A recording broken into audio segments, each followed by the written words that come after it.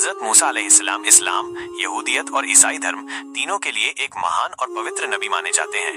उनका जिक्र कुरान पाक में सबसे अधिक बार किया गया है। उनका जीवन संघर्षों, चमत्कारों और ईमानदारी की मिसालों से भरा हुआ। मिस्र का जमाना और फिरौन की सख्ती। मूसा अलैहिस्सलाम का जन्म मिस्र में हुआ था। उस समय वहाँ का शासक फिरौन बहुत ही जालिम और घमंडी था। उसने एक ख्वाब देखा था कि बनी इसराइल में एक लड़का पैदा होगा जो उसकी हुकूमत को खत्म कर देगा। इस डर से उसने हुक्म दिया कि बनी इसराइल के हर नवजात लड़के को मार डाला जाए। मूसा की माँ हजरत यूखाबिद ने अपने बेटे को बचाने के लिए उसे एक लकड़ी की टोकरी में रखकर दरियाए नील में बहा दिया। ये टोकरी अल्लाह के हुक्म से फिरौन के महल के पास जाकर रुक गई। ये महल में परवरिश फिरौन की बीवी हजरत आसिया एक नेक और ईमान वाली औरत थी। उन्होंने मूसा को अपनी संतान की तरह पालने की इजाजत फिरौन से मांगी और अल्लाह के करम से फिरौन मान गया। इस तरह मूसा उस घर में पले बढ़े जो उनके दुश्मनों का था। अल्लाह ने ऐसा इंतजाम किया कि मूसा को दूध कोई औरत नहीं पिला सकी। अंत में उनकी अपनी माँ को ही दाई बनाकर बुलवाया गया। यूं उनकी माँ को भी अपने बेटे से मिलने नौजवानी, और जब मूसा जवान हुए तो उन्हें अपने लोगों के साथ फिरौन का जुल्म और अत्याचार साफ दिखाई देने लगा। एक दिन उन्होंने देखा कि एक मिस्री किब्ती आदमी बनी इसराइल के एक शख्स को मार रहा है। मूसा अलैहिस्सलाम ने उसे बचाने के लिए एक मुक्का मारा जिससे वो मर गया। ये एक गलती थी जिसे उन्होंने तौबा के साथ अल्लाह से माफी मांगी। लेकिन जब मामला फैल गया तो उन्हें मिस्र छोड़कर मदियन जाना पड़ा। मदियन की सरजमीन और शादी। मदियन पहुंचकर उन्होंने एक कुएं के पास दो लड़कियों को देखा जो अपनी बकरियों को पानी नहीं पिला पा रही थीं क्योंकि वहां बहुत से चरवाहे थे। मूसा ने उनकी मदद की। लड़कियों ने जाकर अपने पिता को बताया। ये शख्स हजरत शुएब अलैहिस्सलाम थे जो उस समय मदियन के नबी थे। उन्होंने मूसा की इज्जत और ईमानदारी देखकर अपनी एक बेटी का निकाह उनसे कर दिया। शर्त ये थी कि मूसा 8 या 10 साल उनके पास नौकरी करें। मूसा ने शौक से 10 किया। एक दिन मूसा अपने परिवार के साथ सफर कर रहे थे कि उन्होंने तूर पहाड़ के पास आग की लौ देखी। जब वो वहां पहुंचे तो अल्लाह ने उनसे कलाम किया और उन्हें नबूवत से नवाजा। उन्हें कहा गया, मैं तुम्हारा रब हूँ, अपने जूते उतार दो और मेरी सुनो। यहीं पर उन्हें 2 बड़े चमत्कार दिए गए। 1, उनकी लकड़ी की लाठी अजगर बन गई। 2, उनका हाथ जब बगल में डालकर निकाला तो रोशनी से चमकने। फिरौन के पास पैगाम। अल्लाह ने मूसा को हुक्म दिया कि वो फिरौन के पास जाएं और उसे तौहीद का पैगाम दे। मूसा ने अर्ज किया कि वो हकलाते हैं, इसलिए उनके भाई हारून को भी साथ नबी बनाया जाए। अल्लाह ने ये दुआ कबूल कर ली। जब दोनों भाई फिरौन के पास पहुंचे और उसे एक खुदा की इबादत का पैगाम दिया तो उसने इनकार कर दिया। फिर वो मुकाबला करने लगा और अपने जादूगर बुलाए, मगर मूसा का अजगर बनी लाठी ने सारे जादू को निगल लिया। कई लोग ईमान ले आए, मगर फिरौन और उसके सरदारों ने मूसा पर बनी इसराइल की रिहाई और समुंदर का चमत्कार।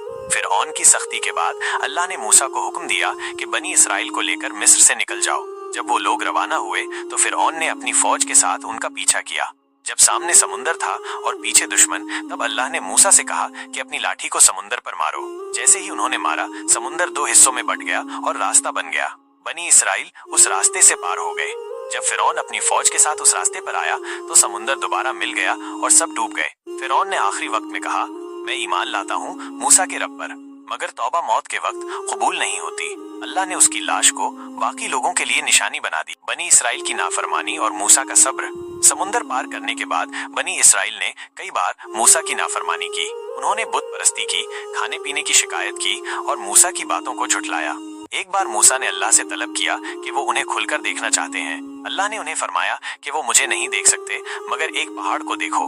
जब अल्लाह ने उस पहाड़ पर नूर भेजा तो वो चूर चूर हो गया और मूसा बेमिलना और बछड़े की पूजा।